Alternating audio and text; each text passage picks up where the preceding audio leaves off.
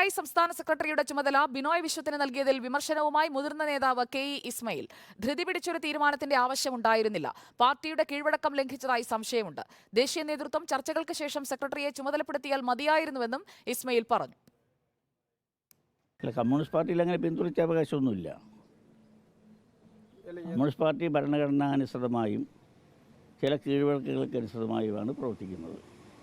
ആ ഭരണഘടനയ്ക്ക് വിരുദ്ധമായോ വഴക്കങ്ങൾക്ക് വിരുദ്ധമായോ എന്തെങ്കിലും ഒരു നിലപാടെടുത്തു പറഞ്ഞാൽ അത് ആ പാർട്ടി കമ്മിറ്റിയിലാണ് പരിശോധിക്കുക. ആ പാർട്ടി കമ്മിറ്റികൾ പരിശോധിക്കുമെന്നാണ് ഞാൻ മനസ്സിലാക്കി. ഇന്നും നാളെയും അവിടെ ഭുവനേശ്വറിൽ വെച്ച് നാഷണൽ എക്സിക്യൂട്ടീവ് കൂടുന്നുണ്ട്. അവിടെ അവർ ആലോചിച്ചിട്ട് മതിയായിരുന്നു. അല്ലെങ്കിൽ 28-ാം തീയതി ഇവിടെ സംസ്ഥാന കൗൺസിൽ കൂടുന്നുണ്ട്. അവിടെ ആലോചിച്ചിട്ട് മതിയായിരുന്നു. അതിൻ്റെ ഇടയിൽ ഇപ്പോൾ ഒരു താൽക്കാലിക ചുമതലയുടെ അടിയന്തര ആവശ്യമൊന്നും ഉണ്ടായിട്ടില്ല. ഇവിടെ 2 അസിസ്റ്റന്റ് സെക്രട്ടറിമാരുണ്ട്, സംസ്ഥാന എക്സിക്യൂട്ടീവ് ഉണ്ട്, നാഷണൽ എക്സിക്യൂട്ടീവ് മെമ്പർമാരുണ്ട്. അവർക്ക് അത്യാവശ്യ കാര്യങ്ങൾ നിർവഹിക്കാവുന്നതേ ഉള്ളൂ. ആർ ശ്രീജിത്ത് നൽകും കൂടുതൽ വിവരങ്ങൾ. ആർ ശ്രീജിത്ത്, പിന്തുടർച്ചാവകാശമൊന്നുമില്ല എന്ന് പറഞ്ഞുകൊണ്ട് ഇസ്മയിൽ ഇപ്പോൾ വെടിപൊട്ടിച്ചിരിക്കുകയാണ്. ഇപ്പോൾ താൽക്കാലിക ചുമതല നൽകാനായി പാർട്ടിക്ക് നൽകിയ കത്തിൽ കാനം തന്നെയാണ് ശുപാർശ ചെയ്തത് ബിനോയ് വിശ്വത്തിന്റെ പേര്. ഈ കത്തുകൂടി പരിഗണിച്ചുകൊണ്ടാണ് ബിനോയ് വിശ്വത്തിന് ചുമതല നൽകിയതെന്നതും വ്യക്തമാണ്. ഇപ്പോൾ KE ഇസ്മയിൽ പക്ഷം അതൊന്നാകെ രംഗത്ത് വരുന്ന ഒരു സാഹചര്യമാണോ? അവരുമായി കൂടിയാലോചനകൾ ഉണ്ടായില്ല, ധൃതി പിടിച്ച് തീരുമാനമെടുത്തു എന്നൊക്കെ പറഞ്ഞു. സുജയ, കാനം രാജേന്ദ്രൻ്റെ ആകസ്മികമായ നിര്യാണത്തിന് ശേഷം അദ്ദേഹത്തിന് ചിത കത്തിത്തീരുന്നതിന് മുമ്പാണ് കോട്ടയത്ത് ചേർന്ന CPIയുടെ സംസ്ഥാന എക്സിക്യൂട്ടീവ് ബിനോയ് വിശ്വത്തിന് താൽക്കാലിക ചുമതല നൽകാൻ തീരുമാനിച്ചത്. ഇത് അപ്പോൾ തന്നെ പ്രതിഷേധത്തിനിടയാക്കിയിരുന്നു. പാർട്ടി സംസ്ഥാന എക്സിക്യൂട്ടീവിൽ അസിസ്റ്റന്റ് സെക്രട്ടറി E ചന്ദ്രശേഖരനും ദേശീയ എക്സിക്യൂട്ടീവ് അംഗം K പ്രകാശ് ബാബുവും മറ്റൊരു സംസ്ഥാന എക്സിക്യൂട്ടീവ് അംഗം KR ചന്ദ്രമോഹനും ഇക്കാര്യത്തിലുള്ള അതൃപ്തി അപ്പോൾ തന്നെ രേഖപ്പെടുത്തിയിരുന്നു.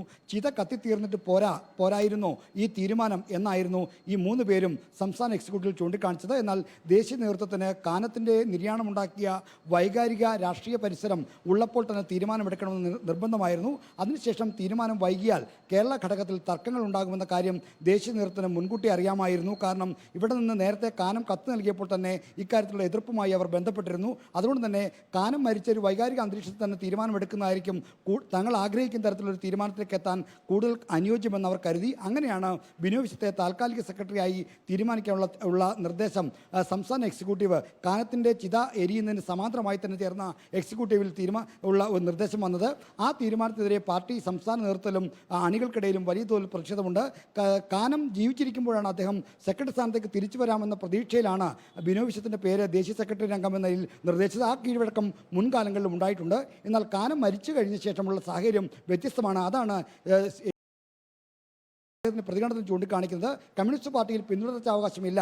പാർട്ടിയുടെ സംസ്ഥാന കൗൺസിലാണ് അതാത് ഘടകത്തിന് സെക്രട്ടറിയെ നിശ്ചയിക്കാനുള്ള പൂർണ്ണമായും ഭരണഘടനാദത്തമായ അധികാരമുള്ളത്. ആ അധികാരം പാലിച്ചുകൊണ്ടായിരിക്കണം തീരുമാനം എന്നാണ് ഭംഗിന്ദ്രേണ KE ഇസ്മയിൽ ചൂണ്ടിക്കാണിക്കുന്നത്. നേരത്തെ CK ചന്ദ്രപ്പനും സംസ്ഥാന സെക്രട്ടറി ആയിരിക്കുമ്പോഴാണ് കേരളത്തിൽ മരിച്ചത്. എന്നാൽ അന്ന് ചന്ദ്രപ്പൻ്റെ നിര്യാണത്തിന് ശേഷം അന്ന് അസിസ്റ്റന്റ് സെക്രട്ടറിമാരെ പോലും തിരഞ്ഞെടുക്കാത്ത കാലമാണ്. കൊല്ലം പാർട്ടി കോൺഗ്രസിന് തൊട്ട് പിന്നാലെയാണ് ചന്ദ്രപ്പൻ മരിക്കുന്നത്. ചന്ദ്രപ്പൻ മരിച്ച് 1.5 മാസം കഴിഞ്ഞാണ് സംസ്ഥാന സെക്രട്ടറിയായി പുതുതായി നിശ്ചയിച്ചത്. അപ്പോൾ അത്തരമൊരു സാവകാശം ഇക്കാര്യത്തിൽ എന്തുകൊണ്ട് എടുത്തില്ല എന്ന ചോദ്യം പാർട്ടിക്കകത്ത് CPIക്കകത്ത് സജീവമാണ്. അതാണ് KE ഇസ്മയിൽ തൻ്റെ പ്രതികരണത്തിലൂടെ ഇപ്പോൾ ഉയർത്തിയിരിക്കുന്നത്.